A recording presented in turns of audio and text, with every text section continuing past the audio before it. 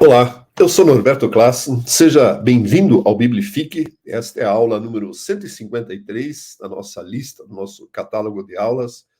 É também o 12º estudo da Epístola aos Hebreus. E hoje eu quero conversar com você sobre um assunto muito interessante, sobre como nós nos podemos tornar adoradores perfeitos. Como que nós chegamos lá, baseado na leitura no texto de Hebreus capítulo 12. Vamos lá, Hebreus capítulo 10, a partir do versículo 1. Hebreus capítulo 10, versículo 1, diz o seguinte, nos diz assim a palavra de Deus. Eu vou ler aqui na Almeida, revista atualizada, e à direita tem a nova versão transformadora, e você pode acompanhar na versão que você quiser. Hebreus capítulo 10, a partir do versículo 1, diz assim: Ora, visto que a lei tem sombra dos bens vindouros, não a imagem real das coisas, nunca jamais pode tornar perfeitos os ofertantes, os adoradores, com os mesmos sacrifícios que ano após ano, perpetuamente eles oferecem. De outra sorte, não teriam cessado de ser oferecidos, porquanto os que prestam culto, tendo sido purificados uma vez por todas, não teriam consciência de pecados. Entretanto, nesses sacrifícios, faz-se recordação de pecados todos os anos, porque é impossível que o sangue de touros e de bodes remova pecados. Por isso, ao entrar no mundo, diz: sacrifício e oferta não quiseste, antes um corpo me formaste. Não te deleitaste com holocaustos e ofertas pelo pecado. Então eu disse: eis, aqui estou. No rolo do livro está escrito a meu respeito, para fazer, ó Deus, a tua vontade. Depois de dizer, como acima, sacrifícios e ofertas não quiseste, nem holocaustos e oblações pelo pecado, nem com isso te deleitaste, coisas que se oferecem segundo a lei. Então acrescentou: eis aqui estou para fazer, ó Deus, a tua vontade. Remove o primeiro para estabelecer o segundo. Nesta vontade é que temos sido santificados mediante a oferta do corpo de Jesus Cristo, uma vez por todas. Versículo 11. Ora, o sacerdote se apresenta dia após dia a exercer o serviço sagrado e a oferecer muitas vezes os mesmos sacrifícios, que nunca jamais podem remover pecados. Jesus, porém, tendo oferecido para sempre um único sacrifício pelos pecados, assentou-se à destra de Deus, aguardando daí em diante até que os inimigos sejam postos por estrado dos seus pés. Porque em uma única oferta aperfeiçoou para sempre quantos estão sendo santificados. E disto nos dá testemunho também o Espírito Santo, porquanto, após ter dito: esta é a aliança que farei com eles depois daqueles dias, diz o Senhor. Porém no seu coração as minhas leis, e sobre a sua mente inscreverei, acrescenta, também de modo nenhum me lembrarei dos seus pecados e das suas iniquidades para sempre. Ora, onde há remissão destes, já não há oferta pelo pecado. Muito bem, há diversos aspectos que eu e você precisamos entender a partir desse texto.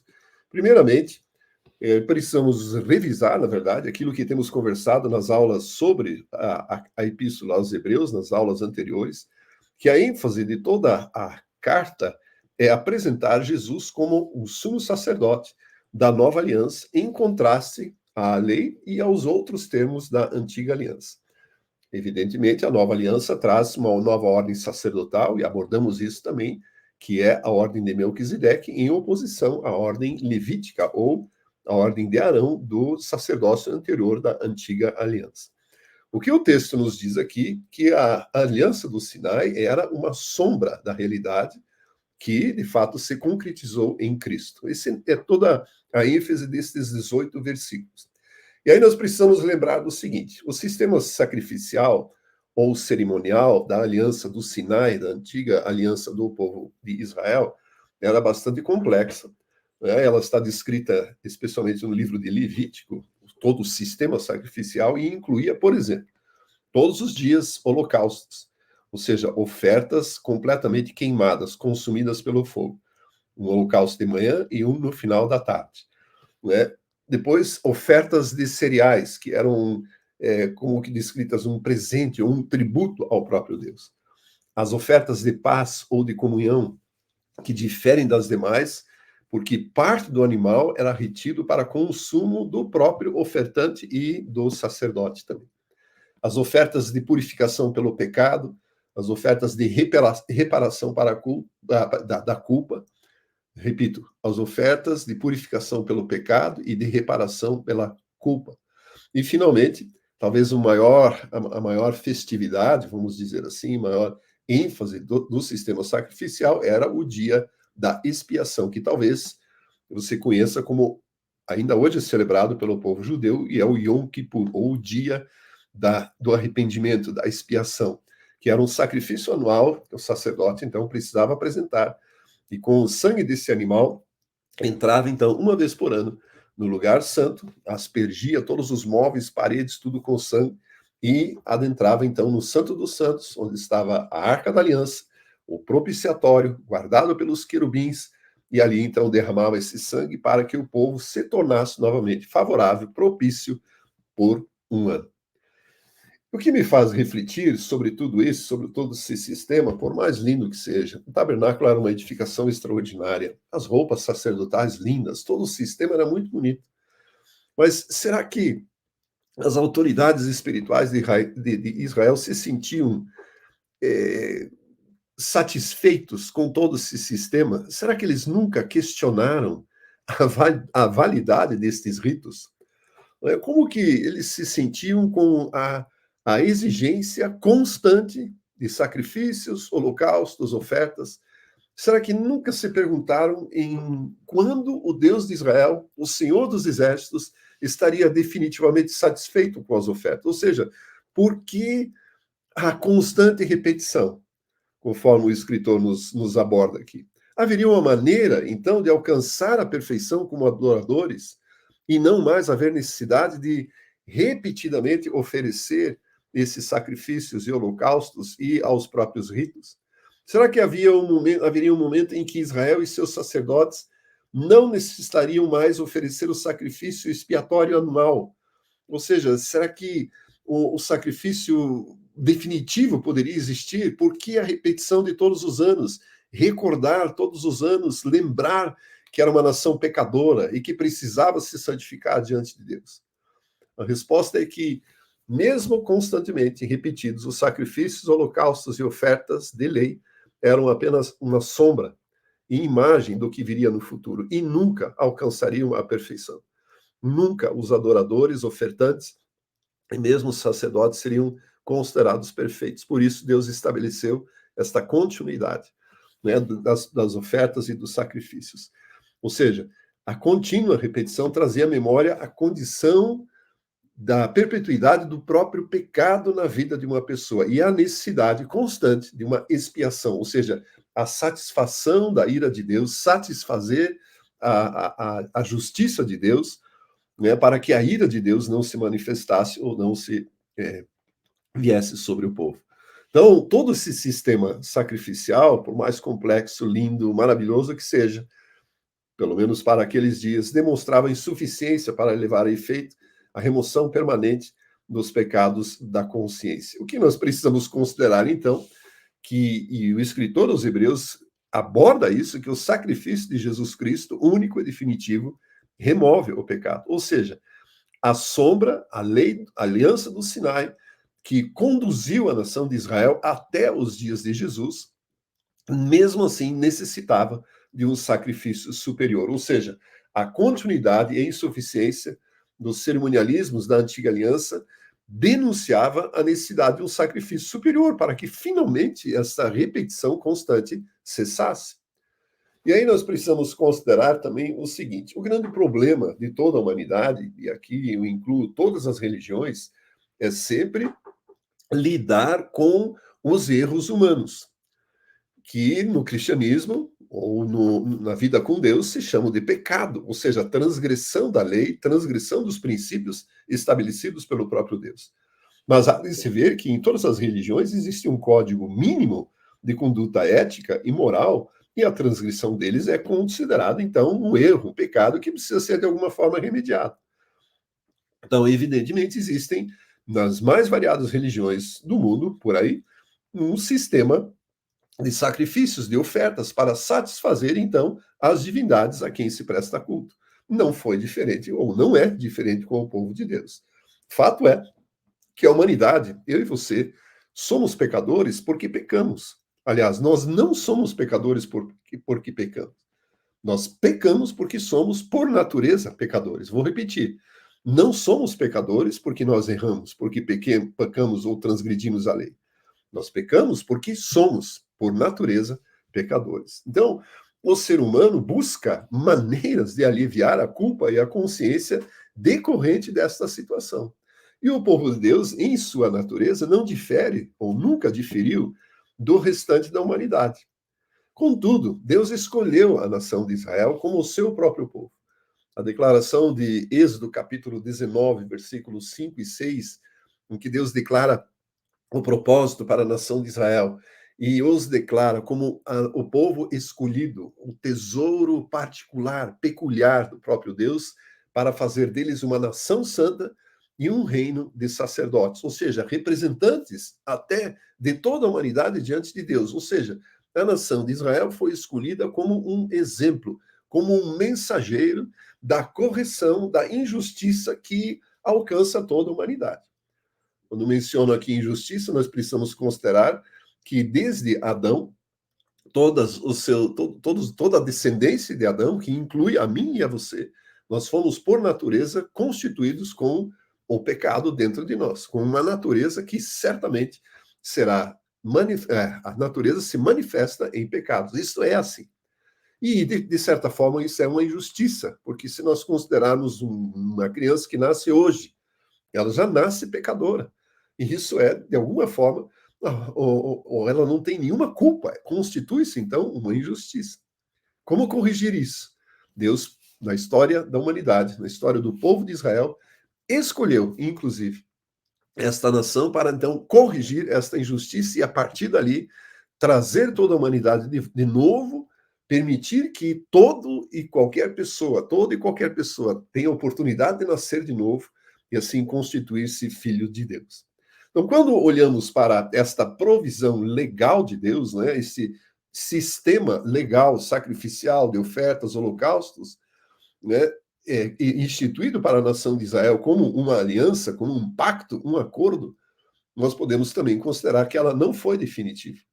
Ou seja, conforme o próprio escritor aos Hebreus entendeu, inclusive a partir da obra de Cristo Jesus, que era uma sombra dos bens futuros, ou seja, era apenas uma representação daquilo que ainda viria a ser.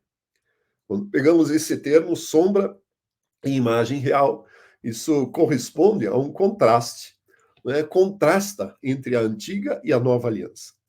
A antiga e a nova abordagem de Deus e forma de tratar com a realidade em Cristo Jesus. Sombra ou imagem é, na verdade, uma manifestação adequada de uma realidade que ainda está por vir.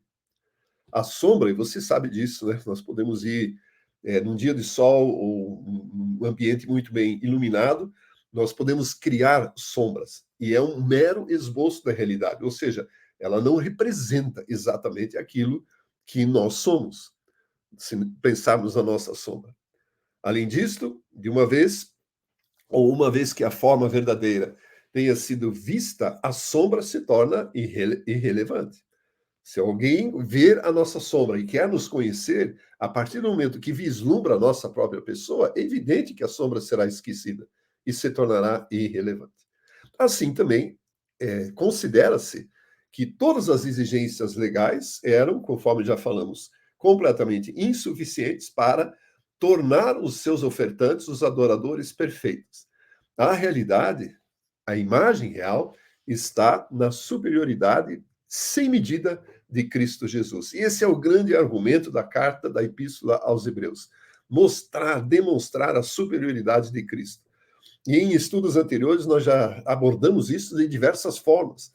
Superior aos profetas do Antigo Testamento, superior ao grande legislador da nação de Israel, que era Moisés, superior ao sacerdócio representado em Arão, o irmão de Moisés, e na tribo de Levi, superior a Josué, o grande conquistador, superior aos anjos, ou seja, a superioridade de Jesus, a soberania de Cristo Jesus, ou a soberania de Deus representada em Cristo Jesus é sem medida, é incomensurável.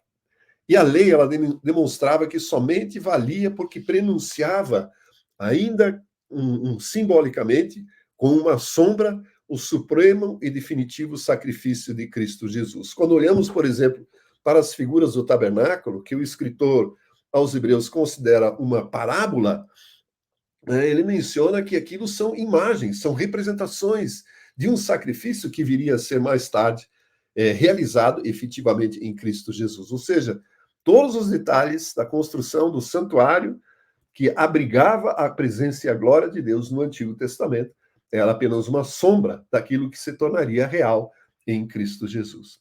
Então, quando olhamos para esse sistema legal, essas leis, elas demonstram, entre outras coisas, o padrão da santidade do próprio Deus e o seu desejo de se relacionar com o seu povo neste mesmo padrão, neste mesmo patamar. E, com isso, ressaltar a transgressão do homem. Ou seja, o propósito da lei e do pecado revelado na própria lei deveria trazer à consciência do homem a sua própria indignidade diante de Deus e produzir uma convicção para que tornasse o pecado, a própria natureza, excessivamente pecaminoso. Este é o grande argumento que Paulo desenvolve na carta aos Romanos, capítulos 5 e 6. Ou seja, a lei foi dada para ressaltar a transgressão. Inclusive, nós já abordamos isso em estudos anteriores. Parece que Paulo descreve o conflito de toda a humanidade. Ou seja, o homem, por melhor que seja, ele não consegue realizar o bem que ele quer. E não pode evitar de praticar o mal que ele não quer. Porque existe uma lei natural que o induz a praticar o mal e que o impede de praticar o bem. A própria lei de Deus, ela foi dada para ressaltar que aquilo que naturalmente se faz de mal é ainda mais danoso porque condena à morte aqueles que estão sujeitos a esta lei. Então, o que Deus, na verdade, desejava era que a lei fosse lida e meditada para que os seus preceitos se tornassem uma parte integrante do estilo de vida do povo e assim determinar o caráter da própria nação de Israel. Ou seja, Deus deu a lei não para que, de alguma forma, houvesse impedimentos de um relacionamento com ele ou que esse relacionamento fosse dificultado pelas exigências legais, mas para que o povo adotasse um estilo de vida coerente de acordo com a santidade do próprio Deus. A constatação, então, da insuficiência dos sacrifícios repetidos, a provisão do sacrifício superior, etc., nos levam a uma citação de um salmo muito interessante que o escritor coloca aqui. Este salmo foi proferido por Davi, né, e, inclusive, já menciona que os sacrifícios e ofertas não são suficientes. Ou seja, Deus não aceita os sacrifícios porque ele quer a atitude dos adoradores e não a multidão dos sacrifícios e ofertas. Ou seja, o que Deus de fato queria era que esta contínua repetição trouxesse uma consciência do próprio estado calamitoso que o pecado produz na vida do homem. Né? E que esse sistema sacrificial constituísse ou se constituísse num estilo de vida, numa forma de vida para agradar de fato a Deus, para que estes sacrifícios e ofertas e holocaustos não fossem mais necessários. Ou seja, todo o sistema foi considerado, então, pelo próprio povo, isso foi o grande dano, desculpe, uma mera formalidade. Ou seja, o sistema se tornou uma finalidade em si mesmo. Vou repetir, o sistema de culto sacrificial foi considerado uma finalidade em si mesmo, ou seja, se tornou uma mera formalidade. E os profetas do Antigo Testamento advertiram inúmeras vezes, mas inúmeras vezes, constantemente, a respeito disso. Quero mostrar um texto que está no livro do profeta Isaías, Isaías capítulo 29, versículo 13. Isaías capítulo 29, versículo 13. Olha o que diz a palavra de Deus nesse texto. Isaías capítulo 29, versículo 13. Deixa eu me aumentar aqui para você. E nos diz assim: O Senhor disse: Visto que esse povo se aproxima de mim, e com a sua boca e com os seus lábios me honra, mas o seu coração está longe de mim.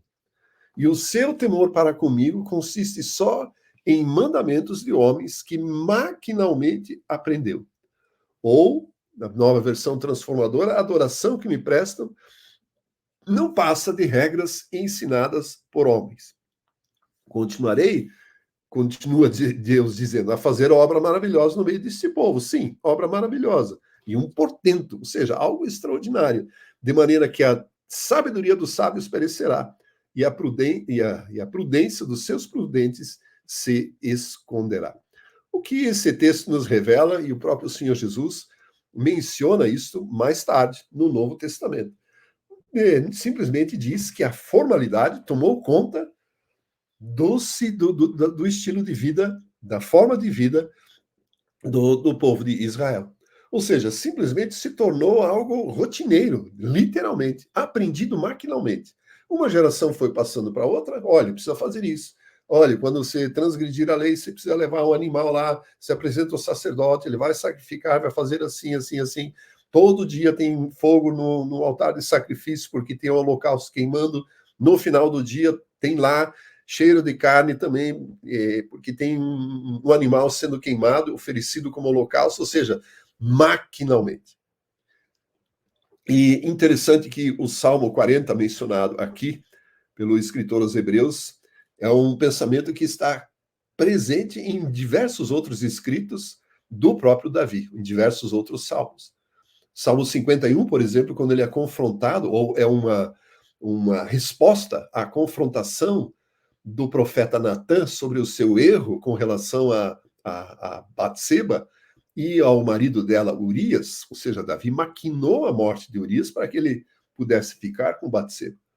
E o salmista, como que num grito de desespero, ele diz, Senhor, cria em mim, ó Deus, um coração puro e renova dentro de mim um espírito inabalável. Pois, diz ele no versículo 16 de 51, não te comprases em sacrifícios, do contrário, eu os daria. E não te agradas em holocaustos. Ou seja, a consciência de Davi era como se fosse uma linguagem já neotestamentária, do Novo Testamento, da Nova Aliança. Ele tem consciência de que não há sacrifícios e holocaustos e ofertas suficientes para pagar o erro que ele cometeu. Por isso ele pede, como eu disse, num ato de quase desespero, de angústia, de aflição, cria em mim, ó Deus, um coração puro e renova dentro de mim um espírito inabalável. Ou seja, para que estes erros, ou esse erro que eu cometi, não seja recorrente na minha vida. Isso demonstra, então, a eficácia do sacrifício superior, ou seja, é como se esses textos todos e o próprio sistema, conforme nós vimos, apontasse para a pessoa de Cristo Jesus. Ou seja, a insuficiência do sistema sacrificial e cerimonial da antiga aliança foi substituída definitivamente, conforme Hebreus nos diz, pelo único sacrifício e definitivo de Cristo Jesus. É o que o escritor aos Hebreus enfatiza. Jesus submeteu-se a fazer a vontade de Deus e revogou a antiga aliança com suas exigências e inaugurou a nova aliança. Ou seja, o sacrifício único de Cristo nos santifica e nos isenta das ofertas contínuas. Inclusive, o texto mencionado e repetido na própria Epístola aos Hebreus, de que o Senhor colocará dentro de nós o seu próprio Espírito e escreverá as leis no nosso coração e não em pedras, e perdoará definitivamente todos os pecados e iniquidades. Isso são as cláusulas, uma repetição de pelo menos 2 das 4 cláusulas da nova aliança inaugurada pelo Senhor Jesus Cristo. Ou seja, Deus estabelece que a lei agora, que era externa na antiga aliança, escrita em pedras, agora está escrita no nosso coração. E ele fará isso pelo seu próprio Espírito. E que os pecados definitivamente estão resolvidos, estão pagos pela obra de Cristo Jesus. Quer dizer que o sacrifício de Jesus não precisa de repetição. Porque, conforme, mais uma vez, o escritor enfatiza, Jesus, como sumo sacerdote, difere completamente do sacerdócio de Arão, por ele ser santo, inculpável, puro, exaltado acima dos céus. Jesus serve num tabernáculo celestial e não terrestre, que era a sombra e verdade, ou era a sombra daquele que inclusive está nos céus. Capítulo 8, conforme estudado, nos mostra isso. Arão, o sacerdote da antiga aliança, precisava necessariamente oferecer anualmente, no dia da expiação, o sacrifício para purificar o tabernáculo em que Deus manifestava a sua glória. Cristo purificou o tabernáculo celestial de uma vez por todas, inclusive isso autoriza permanecer neste local e permitir que todas as pessoas que creem na obra de Cristo Jesus agora tenham acesso por este caminho, por este novo vivo caminho, que nós veremos na próxima aula sobre Hebreus, né, garantindo a aceitação de todos diante de Deus. Ou seja, o sacerdócio da antiga aliança oferecia um sacrifício anual para tornar o povo propício. Né? A palavra propiciatório indica tornar o povo propício, favorável diante de Deus. Mas isso precisava ser repetido todos os anos. O escritor aos Hebreus enfatiza Cristo Jesus e o seu sacrifício são únicos e definitivos, não há necessidade de repetir. E ao contrário do sacerdote da ordem de Arão, que entrava e saía, Jesus Cristo entrou e permanece no santuário, na habitação de Deus, na casa de Deus, para permitir, garantir o acesso daqueles que o seguem. Ou seja, o sacrifício de Cristo é único e total. A expressão assentou-se à direita, no versículo entre 10 e 12, indica que a tarefa foi concluída, ou seja, nada mais faltou para que terminasse a obra. Uma só oferta foi suficiente para aperfeiçoar todos os adoradores, para tornar todos os adoradores perfeitos. Por isso, eu e você não somos adoradores perfeitos, porque nós somos bonzinhos, porque temos um comportamento adequado, porque nos esforçamos na leitura da Bíblia, na vida de oração, no serviço à igreja, no jejum e outras disciplinas. Nós somos adoradores perfeitos, considerados como tais, porque Cristo Jesus ofereceu a sua própria vida como sacrifício e oferta, adentrou no tabernáculo verdadeiro, no real, onde Deus habita, e permite o acesso de cada pessoa que crê na sua obra.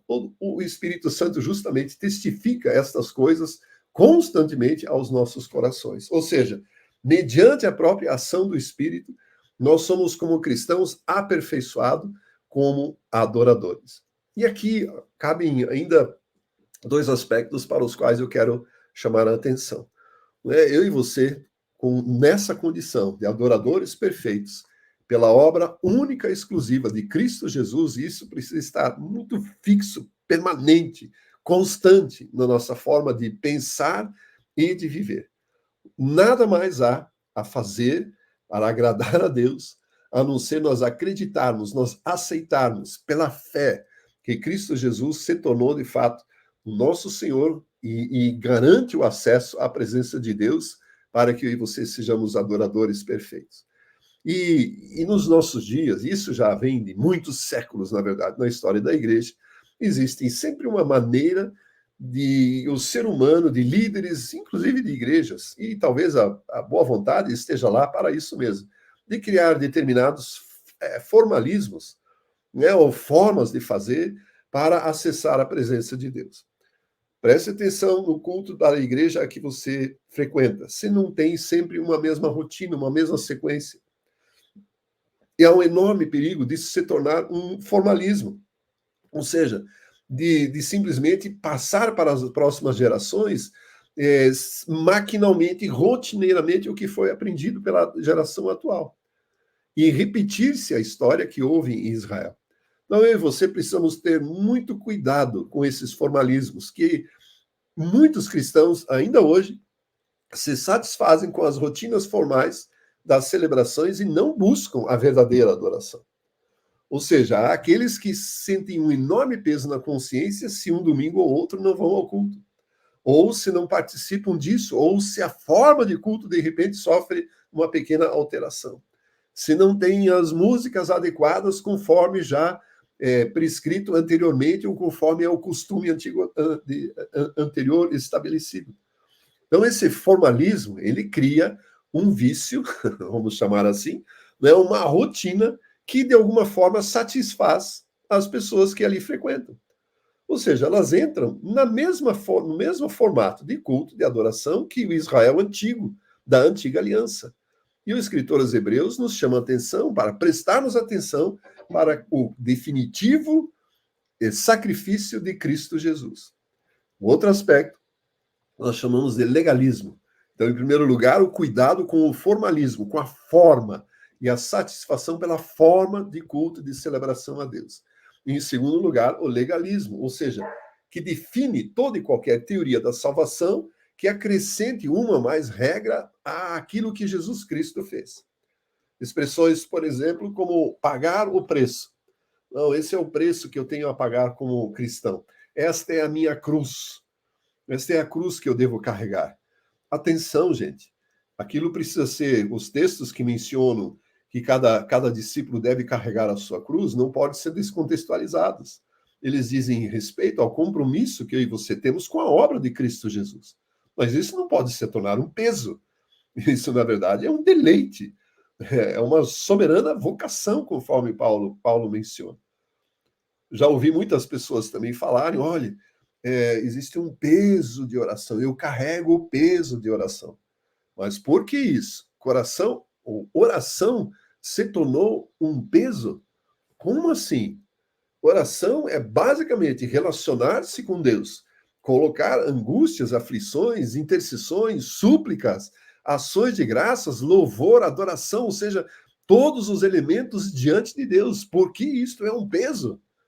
Então se criam algumas leis, algumas regras, que são, na verdade, uma violação às próprias Escrituras. Esse texto e outros tantos é muito claro ao afirmar que Deus proveu tudo o que o homem precisa.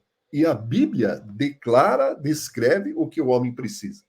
Então é um insulto à própria soberania de Deus acrescentar alguma lei, alguma regra. É como se Deus tivesse esquecido de acrescentar algo. Não é como se ir ao culto de domingo, ou a celebração de domingo, inclusive no dia da ceia, como se fosse uma obrigação legal. E se houver algum impedimento, alguma circunstância que impede? Isso seria uma violação da lei? Quem criou esta lei? Isso é uma forma de vida, uma cultura, que certamente pode ser muito bem vivida, de um relacionamento contínuo, constante, perseverante com Deus. Além disso, é uma arrogância acrescentar algo à própria lei de Deus, alguma regra, para colocar o homem num patamar, numa prateleira que equivale a ser Deus. O grande legislador é o próprio Deus. E as Escrituras mostram a sua lei, o seu padrão moral, o seu padrão de santidade, de fidelidade, de misericórdia e amor, que ele nos demonstrou e que nós podemos retribuir mediante o serviço a ele. O legalismo, ele despreza a capacidade ou a capacitação do favor divino em exaltar a habilidade humana. Deus não vai compartilhar e dividir a sua glória com nada e com ninguém em tempo algum, jamais. Inclusive, era uma das grandes questões que o Senhor Jesus apresentava aos fariseus. Ei, vocês estão buscando a glória de homens. Vocês, fariseus, querem ser reconhecidos pelas suas ações externas, pelo tempo de oração, pelos jejuns semanais, pela ida ao templo, pelas ofertas, isso e aquilo. E nós sabemos, por um princípio legal, que Deus, como eu disse, não aceita, não divide, não compartilha a sua glória com nada, ninguém, em tempo algum. E não aceita a glória dos homens. Isso é categórico. Gente, isso nós precisamos entender. A adoração perfeita que está inclusa na nova aliança, que está expressa na nova aliança, nos garante o perdão dos pecados. Garante-nos a lei escrita nos nossos corações. Garante a presença do Espírito Santo de Deus para nos transformar, mudar a nossa forma de viver, de pensar, para que sejamos definitivamente adoradores perfeitos. Eu quero concluir, então, que a aceitação, se nós aceitarmos a obra suficiente de Cristo Jesus e a ação testificadora, capacitadora do Espírito de Deus, do Espírito Santo, nos termos da nova aliança em nossas vidas, são suficientes, ou se nós aceitarmos isso, né, essa aceitação é suficiente para servirmos e adorarmos ao nosso Senhor com perfeição. Ou seja, eu e você somos adoradores perfeitos, somos adoradores perfeitos em Cristo Jesus, para a glória e para a honra do nosso Senhor. A obra de Jesus, ela precisa ser constantemente valorizada, definitivamente valorizada. E a forma de nós fazermos isso é aceitarmos isso. Não impormos nenhuma regra, nenhum formalismo, nenhuma forma de culto diferente daquela que está estabelecida. As igrejas primitivas, a quem Paulo dirigiu as suas cartas, por exemplo, também tinham as suas manias, os seus jeitos de fazer. E Paulo, com muita veemência, combate esses formalismos, esses legalismos. E atesta, conforme o escritor aos Hebreus também o faz, a suficiência de Cristo Jesus. Se eu e você quisermos impor, como líderes ou como participantes, como celebrantes da obra de Cristo, alguma coisa, alguma regra, alguma lei que não faz parte do padrão moral de Deus, nós estamos nos equiparando a Deus. Isso não pode ser aceito. Cristo Jesus pagou um preço altíssimo, um preço que nenhum ser humano seria capaz de fazer, de pagar. Entregar a sua própria vida, apresentá-la diante de Deus como um sacrifício único, verdadeiro e total, para permitir que toda a humanidade se apresentasse gratuitamente, pela graça de Deus, acessasse o trono da graça e da misericórdia de Deus sem pagar nenhum preço. Eu e você, para nós cristãos, não existe mais preço algum para pagar, mesmo porque não haveria nada no mundo suficiente para, entre aspas, comprar o nosso acesso à presença de Deus. Não há dinheiro no mundo que pague isso, não há sacrifício de animais, oferta, seja lá o que for, nada que seja suficiente para nos permitir acesso ao trono de Deus. Única e exclusivamente a obra de Jesus Cristo nos torna em adoradores perfeitos. A obra de Cristo nos torna adoradores perfeitos. Deus abençoe grandemente a sua vida e permita que estas verdades invadam, se instalem no seu coração e na sua própria vida. Fique na paz do nosso Senhor Jesus Cristo. Amém.